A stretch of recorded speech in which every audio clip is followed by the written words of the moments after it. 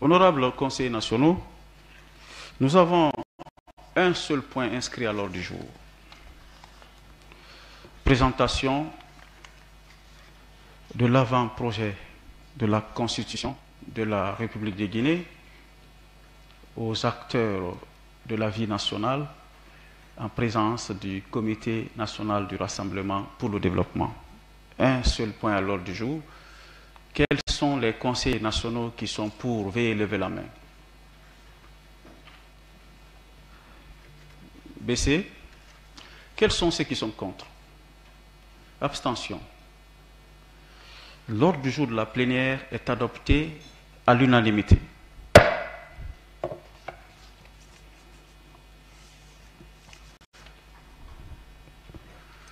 Honorables conseillers nationaux, il y aura ce soir 3 interventions. L'intervention du président de séance, l'intervention du président de la commission ad hoc chargée de l'élaboration de l'avant-projet de la Constitution, en même temps président de la commission constitutionnelle, lois organiques et organisation judiciaire, et enfin la présentation tant attendue de l'avant-projet de la nouvelle Constitution dans ses grandes articulations par le rapporteur de la commission ad hoc. Honorables conseillers nationaux, distingués invités, en vos rangs, titres de qualité, nous vous remercions d'être là ce soir. Mesdames et messieurs les membres du Comité national du Rassemblement pour le développement, CNRD, Monsieur le Premier Président de la Cour suprême, Monsieur le Président de la Haute Autorité de la Communication,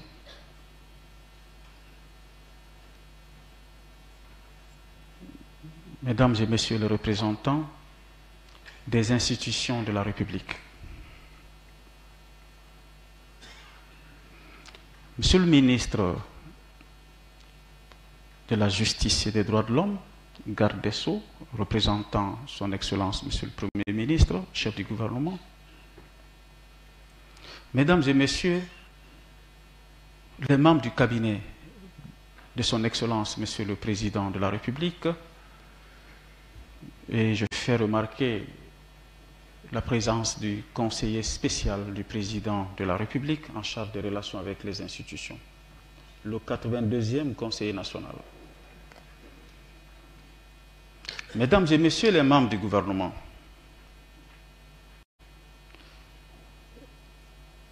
Mesdames et Messieurs les hauts cadres de l'administration, Mesdames et Messieurs, Leur Excellence, les représentants du corps diplomatique et consulaire et représentants d'institutions internationales accréditées en République de Guinée.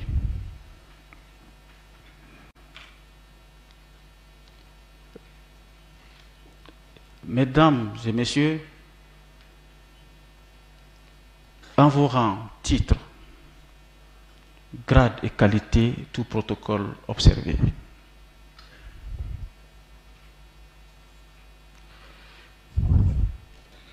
Aujourd'hui, nous sommes réunis ici, dans cet hémicycle historique du Palais du Peuple.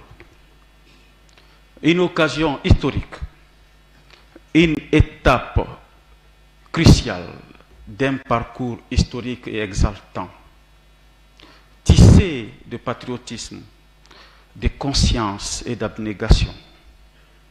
Cette date du 29 juillet 2024 s'inscrit dans l'histoire de notre pays comme une autre page noble, digne d'intérêt et de sens.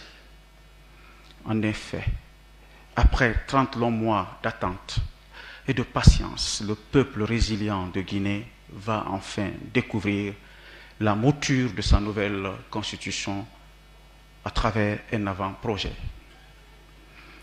Le Conseil national de la transition se fait le grand honneur de présenter aujourd'hui l'avant-projet de la nouvelle constitution de la République de Guinée refondée. Ce texte est la nouvelle charte républicaine qui devra désormais régir notre cher pays les années à venir. Dans le souci ardent de l'inclusivité, le CNT a ouvert et entretenu tout le long du processus d'élaboration de ce document historique un dialogue ouvert et permanent avec toutes les composantes de la nation. Ce sera donc dans le même souci d'inclusivité que nous allons le soumettre à partir d'aujourd'hui, donc, aux différentes franges ou entités de notre pays. Pour un débat citoyen, l'objectif final de cet exercice étant de parvenir à une proposition de constitution qui requiert le consensus national avant son approbation par le peuple souverain de Guinée. C'est une autre occasion solennelle de reconnaissance envers vous, chers honorables conseillers nationaux, pour votre dévouement à la nation. Votre conviction inébranlable démontrée à l'occasion des débats riches, intenses et instructifs qui ont abouti le jeudi dernier, 25 juillet 2024, à l'adoption en plénière de cet avant-projet de constitution. C'est cette énergie positive et parfois électrique que vous dégagez qui me motive dans ce travail ô combien difficile, mais richement exaltant. Ces jours de plénière à huis clos auront été instructifs à maintes égards. Elles ont conclu à une large approbation d'un avant-projet de texte constitutionnel qui, soit dit en passant, n'est pas unanime, mais il reflète notre volonté commune de mériter la confiance du peuple de Guinée, à travers le président de la République, le général de corps d'armée, Mamadi Doumbouya, mais aussi de nos mandants. Distingués invités, mesdames et messieurs, la période de transition constitutionnelle qui a été ouverte le 5 septembre 2021 poursuit l'objectif de faire émerger un nouveau paysage institutionnel consécutif au contexte où la Constitution en vigueur au 5 septembre 2021 a été abrogée. Abrogation qui a induit la dissolution des institutions de l'État et subséquemment, pour assurer la continuité de l'État, a créé des institutions de la transition encadrées par la charte de la transition. C'est dans ce sillage que se situe le Conseil national de la transition, CNT, organe qui incarne le pouvoir législatif pendant la transition afin que des normes alternatives fassent leurs irruptions pour l'encadrement des institutions transitionnelles et dans l'objectif de reconfiguration du paysage institutionnel. L'existence de la charte de la transition suppose que l'État guinéen n'est pas dans la période de transition sous un régime constitutionnel ordinaire, mais plutôt sous régime de transition constitutionnelle. Ainsi, le CNT désigne ce que la littérature constitutionnelle appelle une institution représentative et délibérative. Fin de citation.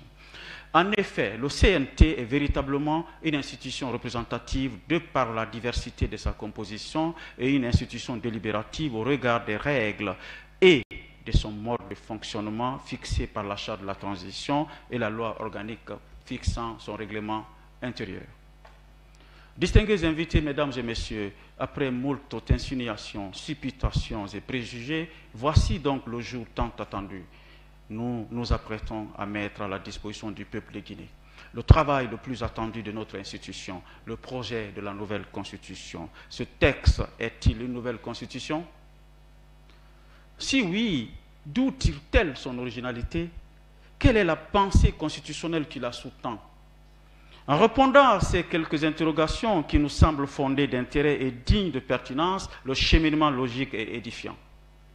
Honorables conseillers nationaux, distingués invités, pourquoi une nouvelle constitution? Les raisons d'une mutation constitutionnelle sont nombreuses et se concrétisent par la recherche d'une meilleure gouvernance, d'une plus grande égalité, d'une meilleure administration de la justice, d'une alternance démocratique périodique et régulière, basée sur une transparence de plus en plus étendue des processus décisionnels et électoraux. En effet, une constitution est l'acte juridique fondateur d'un État réunissant l'ensemble des règles qui déterminent l'organisation d'un État et des grands principes qui le structurent. Tous les États du monde ont une constitution, qu'elle soit écrite ou non. Les constitutions guinéennes successives ont engendré, par leur présidentialisme renforcé à l'excès, époque après époque, de nouvelles formes d'instabilité politique et de dysfonctionnement des institutions ou organes de l'État, auxquels il faut remédier en substituant au présidentialisme hégémonique pratiqué en République de Guinée un authentique régime présidentiel répondant aux spécificités de la vie politique guinéenne, marquant un progrès par rapport à la situation antérieure et garantissant la paix civile. La juste répartition des pouvoirs et le respect des valeurs qui nous rassemblent et qui nous ressemblent. Dans ce contexte, l'objectif de la réforme constitutionnelle est à la fois d'assurer la pérennité des dites institutions et de revaloriser les fonctions de la représentation parlementaire tout en assurant un meilleur équilibre des pouvoirs séparés. Alors, lorsque l'ordre constitutionnel se révèle oppressant, le changement des constitutions qui signifie concevoir, rédiger, adopter une nouvelle loi fondamentale devient impératif. Il est à retenir qu'avant de changer de constitution, en réalité, de modifier une ou des dispositions, mais pas toutes les dispositions. Le constituant doit savoir pour quel objectif et pour quelle perspective, ou quoi faire, ou encore pourquoi il faut modifier ou amender, sans porter atteinte à la permanence constitutionnelle. Également, le constituant, qu'il soit originaire ou dérivé, ne doit pas se rattacher à des modèles abstraits de constitution présidentialistes ou parlementaristes. Il doit rechercher des modèles qui expriment, encadrent et perpétuent, comme il convient, l'identité constitutionnelle du peuple souverain. Celle-ci s'entend de l'ensemble des normes et principes fondamentaux qui lient indissolublement les membres d'un État et en vertu desquels certaines règles et valeurs ne peuvent pas être modifiées. Le rôle de telles règles et valeurs fondamentales à l'égard de l'ordre juridique est bien entendu d'en légitimer le fondement et d'en structurer la continuité et la stabilité. Ce travail est le fruit d'un long processus de consultation, de dialogue et d'autocritique, de la logique et de la pensée constitutionnelle guinéenne, de l'indépendance à nos jours. Dans une démarche inclusive, participative et décomplexée, le CNT a parcouru plusieurs étapes dont je me fais le devoir de rappeler quelques-unes. 1. Des consultations populaires dans les 33 préfectures et les communes de Conakry, des voyages d'études au Rwanda, au Bénin, au Ghana, en Côte d'Ivoire, j'en passe, le symposium sur le constitutionnalisme qui a mobilisé une dizaine d'experts africains et une centaine d'experts guinéens. 4. Le débat d'orientation constitutionnelle, dialogue entre le constituant et toutes les parties prenantes des forces vives de la nation. 5. La mise en ligne d'une plateforme de consultation virtuelle des Guinéens de l'extérieur. 6. L'élaboration des lignes directrices consolidées à partir du rapport des débats précités. 7. La mise en place de la commission ad hoc constitutionnelle. 8. L'élaboration d'un draft 0 à partir des lignes directrices validées par la conférence des présidents. 9. L'examen du draft 0 par les 8 commissions permanentes du CNT avant projet convenu après discussion en commission. 10. L'examen de l'avant-projet par les constitutionnalistes nationaux et des professeurs de droit issus des universités guinéennes. 11. L'examen et discussion, voire et l'adoption de l'avant-projet en plénière le 26 juillet dernier. Aujourd'hui, c'est la présentation officielle de ce qu'est l'avant-projet convenu par la plénière, présenté au peuple de Guinée à travers ses différentes composantes et en présence des hautes autorités du Comité national du Rassemblement pour le développement. Après cette plénière d'aujourd'hui, d'autres étapes importantes suivront, dont le dialogue thématique avec les acteurs de la vie nationale, partis politiques, société civile, syndicats, religieux, anciens premiers ministres, académiciens, organisations socio-professionnelles, secteur privé, etc. 20 familles d'acteurs seront identifiées et qui rentreront en dialogue direct avec le CNT sur le projet, l'avant-projet qui vous sera présenté. La vulgarisation du texte par tous les canaux de communication et la transmission du document au président de la République pour avis. Adoption, si deuxième lecture requise, avis de la Cour suprême, publication au journal officiel de la République, soumission du projet au peuple par référendum. D'où la Constitution tire-t-elle son originalité? Certainement de l'audace dans l'innovation. En effet, par la capacité de nos collègues de la commission ad hoc et constitutionnelle à repousser les limites, à prendre des risques calculés et à exploiter de nouvelles pensées constitutionnelles avec courage et détermination. Cette approche proactive est essentielle pour transformer les institutions, résoudre des problèmes politiques complexes et rectifier les processus politiques moribonds. L'audace en l'innovation est traduite autrement par la collaboration interdisciplinaire en osant sortir des sentiers battus, mais aussi en créant des solutions totalement nouvelles qui répondent aux besoins futurs de la société démocratique dont nous rêvons. Revoir la pensée constitutionnelle guinéenne implique d'examiner l'évolution de ces constitutions, les principes fondamentaux qui les sous-tendent, ainsi que les contextes historiques et politiques ayant influencé leur développement. C'est le lieu de poser le bicéphalisme du pouvoir exécutif proportionnellement mis en relief avec un bicaméralisme parlementaire. L'originalité consiste à sortir du pouvoir hégémonique induit insidieusement par un présidentialisme renforcé et taillé sur mesure et la suprématie constitutionnelle de l'exécutif au détriment des autres pouvoirs régaliens. C'est pourquoi nous avons opté pour un encadrement des pouvoirs et attribution du président au sein du pouvoir exécutif, mais aussi de ses relations avec le pouvoir législatif et judiciaire.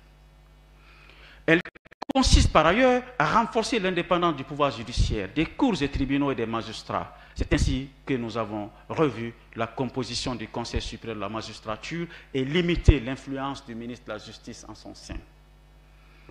Elle consiste enfin à réorganiser l'espace partisan et en instaurant la candidature indépendante aux élections nationales à l'exception de la proportionnelle. Ce choix voulu par la majorité de nos concitoyens les place au centre de la vie politique tout en rabotant l'hyper-hégémonie des partis et des mouvements partisans. Distingués invités, mesdames et messieurs, vous convenez avec moi qu'il est de la substance même de la démocratie représentative que les opinions, même les plus distantes, s'affrontent, qu'elle s'exerce par le suffrage transparent et par un mécanisme intègre pour orienter l'action publique, la législation et la réglementation. La science, la doctrine et les bonnes pratiques constitutionnelles, à travers les époques et les circonstances, commandent que les pouvoirs publics souverains, exécutifs, législatifs et judiciaires soient distinctement équilibrés et fortement robustes pour pouvoir supporter l'État et résister au séisme des contradictions et revendications. Ceci pour que, par-dessus les contingences politiques pures, socio-identitaires et économiques, un arbitrage équitable fasse valoir dans la continuité la préservation des intérêts nationaux les plus pertinents par le moyen d'arrangements institutionnels encadrés par la loi.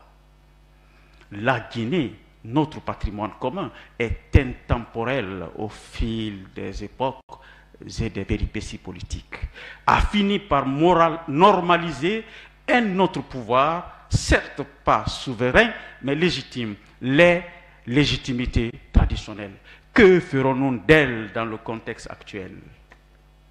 C'est une évidence du point de vue doctrinaire que le vote des lois et le contrôle de l'action publique soient exercés par une assemblée représentative des intérêts politiques et issus du suffrage universel. Cependant, des expériences de plusieurs pays et époques convergent sur la nécessité d'une navette institutionnelle entre une chambre représentative du peuple et une constituée d'une manière différente, mais fortement au parfum des intérêts territoriaux et des aspirations locales. C'est pourquoi cet équilibre entre les intérêts nationaux incarnés par la Chambre des députés et celle des collectivités locales nous a orientés vers un bicaméralisme guinéen. Pour penser dans la complémentarité, le sentiment de culpabilisation à outrance des partis par la société guinéenne. Si l'espace partisan est connoté à tort ou à raison par l'ethnie, la région, la religion et la culture, assumons-le avec audace et trouvons des mécanismes d'encadrement pour éviter le sentiment de désamour politique. Si nous continuons à nous rejeter les responsabilités, ce sentiment est susceptible de tuer notre démocratie à petit feu.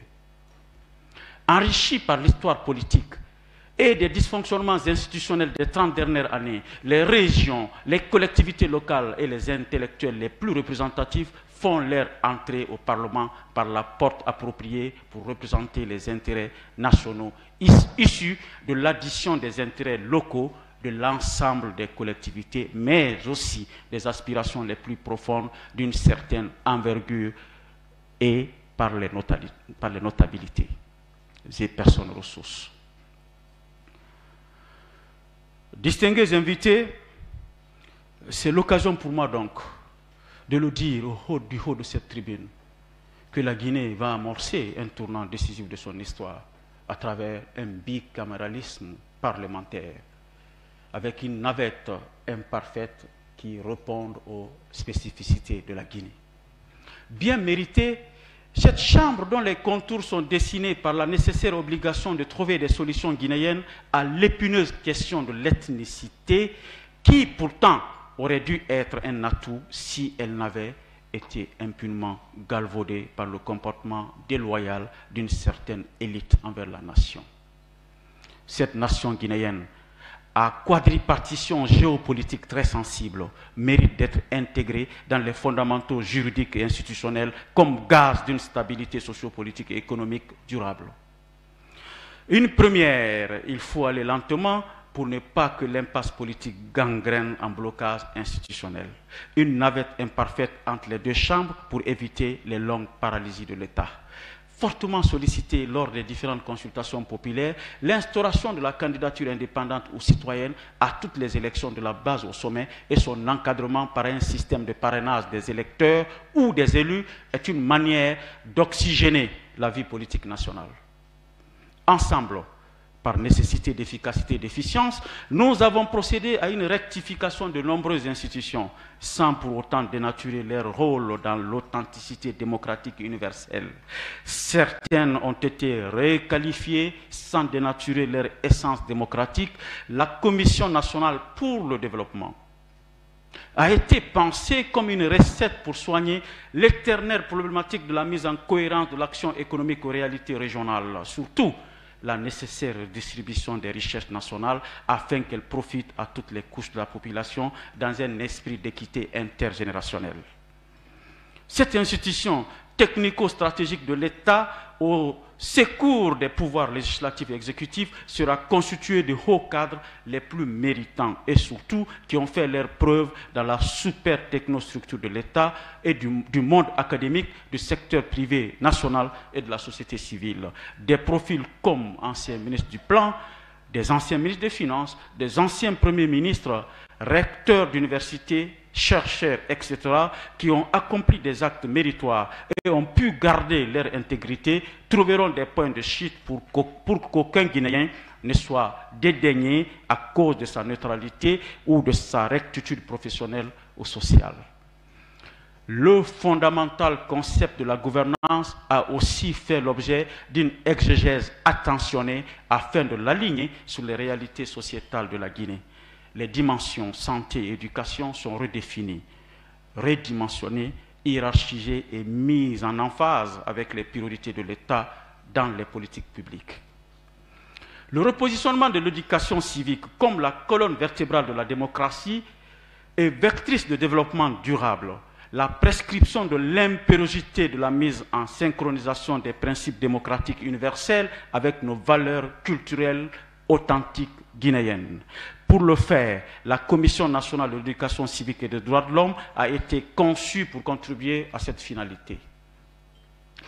Le principe de séparation des pouvoirs fondamentalement pris en compte a été nuancé par des mécanismes solides de collaboration entre les pouvoirs, avis du Sénat requis pour toutes les nominations aux hautes fonctions de l'État, prescription du dialogue institutionnel annuel, discours sur l'état de la nation et conférences des institutions et des élus locaux qui mettra en face à face le président de la République avec les membres des institutions constitutionnelles et les maires sur l'étendue du territoire national. Les anciens présidents et leurs conjoints, les anciens premiers ministres et d'autres hauts responsables qui ont servi la nation à différents niveaux et qui, par humilité, ont décidé d'adopter la posture exemplaire de neutralité politique bénéficieront, dans les contours dessinés par la loi, davantage. Honorables conseillers nationaux, chers invités, certes, notre peuple est d'une résilience inégalable, puisque les longues et difficiles épreuves que son élite lui a fait subir toutes ces années passées ont sans doute mis en cause les institutions. Les institutions bien taillées et embellies par des textes juridiques bien attirants et étincelants. Nombreuses d'entre elles, dès leur naissance, portent des malformations congénitales qui empêchent leur bon fonctionnement. Si elles naissent indemnes et toutes les malformations, elles sont attaquées dans leur structure par les virus de la haine ethnique ou fracassées du fait de terribles atteintes de leur intégrité ou morale, du fait des déchirures infligées à notre société par ses dirigeants successifs. L'espace partisan est la substance de la vie démocratique, mais le citoyen est la sève nourricière. Aussi difficile soit-elle, la restauration de la confiance, voudrais-je dire, perdue est le chemin de sauvetage de notre démocratie. Elle passe par la clarification, la compréhension, l'appropriation des droits, devoirs et les obligations que ceci implique. Un débat riche et fécond a sans doute permis une profonde prise en compte des droits des personnes handicapées, surtout leur protection, leur promotion et l'accès garanti aux installations publiques. Quelle est la pensée constitutionnelle donc? Inspiré par cette vision philosophique du président de la République, le général des corps de l'armée, Mamadi Doumbouya, dès les premières heures de la prise du pouvoir par l'armée, je cite: « Nous allons ensemble écrire une constitution qui nous ressemble et nous rassemble. » Fin de citation. La nouvelle constitution dont l'avant-projet est articulé dans le rapport de présentation soumis aux composants de la vie nationale, conformément à la vision du chef de l'État, vise à restructurer la manière dont le pouvoir est conquis, transmis et exercé en Guinée. Tout en conservant les valeurs absolues d'une démocratie multipartite, elle vise à garantir le fait que le pouvoir ne soit plus uniquement l'apanage des seuls politiciens, mais qu'il émane directement du citoyen. Cela implique une participation accrue des citoyens dans les décisions politiques, renforçant ainsi la démocratie directe. Une constitution est un esprit incrusté dans une lettre qui doit, en tout lieu et en toute circonstance, être une réponse aux aspirations et préoccupations des citoyens des différents compartiments de la société. Son essence est la réponse aux préoccupations du peuple. Une constitution doit refléter et répondre aux préoccupations du peuple. Elle doit être élaborée en tenant compte de l'histoire du pays, des réalités actuelles et des aspirations futures. Cela signifie qu'elle doit être un document vivant, évolutif et adaptable aux besoins du changement de la société. Mais pas à n'importe quel prix, pas à n'importe quelle condition. Une constitution, c'est aussi un équilibre entre liberté et autorité. Une constitution doit trouver le juste milieu entre garantir les libertés individuelles et maintenir l'autorité nécessaire pour assurer l'ordre et la stabilité.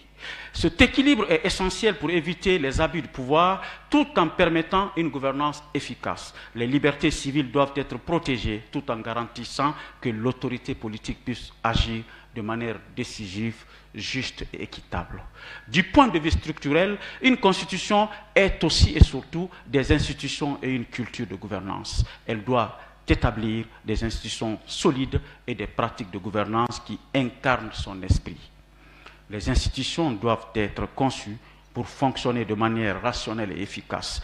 Cela inclut la mise en place de mécanismes de contrôle et de responsabilité pour assurer la transparence et l'efficacité du gouvernement. Des pouvoirs régaliens tels que la défense, la justice et la sécurité doivent être exercés de manière rationnelle, efficace et stable. La Constitution doit garantir que ces pouvoirs soient exercés de manière responsable pour éviter les dérives autoritaires qui ont historiquement déstabilisé l'État et menacé la cohésion sociale.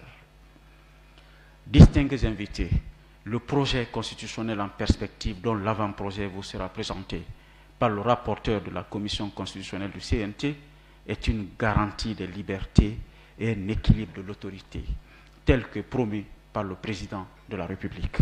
Elle repose sur la nécessité de garantir cet équilibre. Il doit fixer les limites et les contours d'une nation où ces deux valeurs sont en parfait équilibre, assurant ainsi une gouvernance juste et équitable. Il doit aussi mettre en cohérence la rationalité et la responsabilité dans la conduite des affaires publiques. Une autre dimension vitale est la vulgarisation et la participation citoyenne. Pour que cet avant-projet constitutionnel soit accepté et adopté par le peuple souverain de Guinée, il est essentiel de le vulgariser et de le soumettre à une analyse critique approfondie par les citoyens et les experts, après bien sûr l'élimination des contraintes d'accessibilité linguistique et culturelle. La participation citoyenne est cruciale pour assurer que la Constitution reflète véritablement les aspirations du peuple. Cela implique des consultations publiques, des débats ouverts et une éducation civique pour sensibiliser la population aux enjeux constitutionnels. Le peuple reste et demeure tout temps le gardien véritable de sa Constitution, à condition qu'il soit impliqué sans restriction à la conception de la pensée, de l'esprit et de la lettre. Mais surtout, le peuple doit être engagé à la défense et à la protection de l'ordre constitutionnel. Il doit, sans entrave aucune, disposer des écosystèmes régulés par la Constitution elle-même. La Constitution nouvelle consiste, tout en gardant tous les avantages d'une démocratie représentative, elle cherche à garantir que le pouvoir ne soit plus la merci des dirigeants, mais que le pouvoir demeure la propriété intemporelle du peuple de Guinée.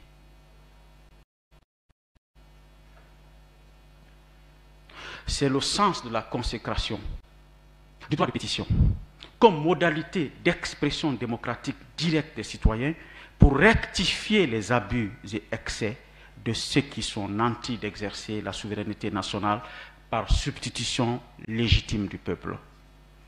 Conscience et fait oblige de m'acquitter d'un autre devoir, celui de remercier les membres de la commission ad hoc, la conférence des présidents, les honorables conseillers nationaux, les experts constitutionnalistes et les anciens ministres et présidents d'institutions qui ont contribué à la consolidation des arguments doctrinaires de son esprit et la qualité lésistique de sa lettre.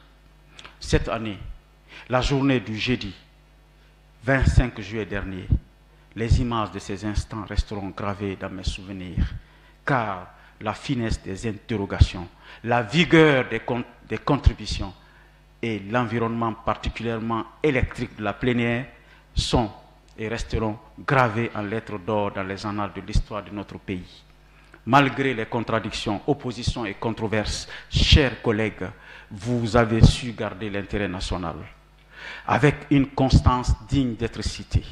Les religieux des désobédiences dominantes au sein de notre Parlement, vos prières et conseils ont été d'un apport inestimable.